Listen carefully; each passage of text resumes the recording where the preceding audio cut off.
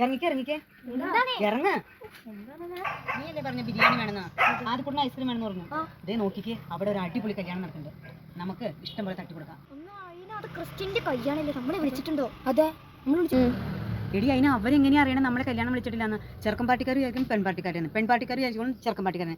അവരെ ആരെങ്കിലും കൊച്ചപ്പൻ്റെ മക്കളെ നമ്മളൊന്നും വിചാരിക്കും. നീ ആയിട്ട് കോളാക്കണ്ടാണ്, കൂളായിട്ട് അങ്ങ് നടന്നു. എടാ, നീ ചന്ദനം തൊട്ടേക്കണോ? മച്ചിള. അതെ, വെൽക്കം ഡ്രിങ്കിൽ നിന്ന് തുടങ്ങിക്കൊള്ളണം. നന്നായിട്ട് തട്ടിക്കൊടുത്തോളണം. പിന്നെ ബീഫ് കഴിക്കേണ്ട, ചിക്കൻ കഴിച്ചാൽ മതി. ഐസ്ക്രീം ഇഷ്ടം പോലെ കഴിച്ചോളണം. നീ കിട്ടിയില്ലാന്നുള്ള പരാതി പറഞ്ഞേക്കരുത്.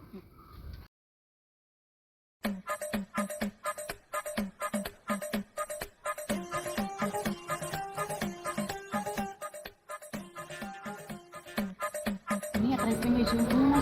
3 കഴിച്ചോളൂ. നാളെ എന്നോട് ഐസ്ക്രീം കഴിച്ചാൽ പറഞ്ഞിട്ടുണ്ട്. പോയി 2 കഴിക്കും. പോണ വഴി ഓർമ്മ നമുക്ക് വഴിക്കുമ്പോഴേ കഴിക്കാം. ചെല്ലേ, ഓടിച്ചല്ലേ, പോയി കൊണ്ടുവാ.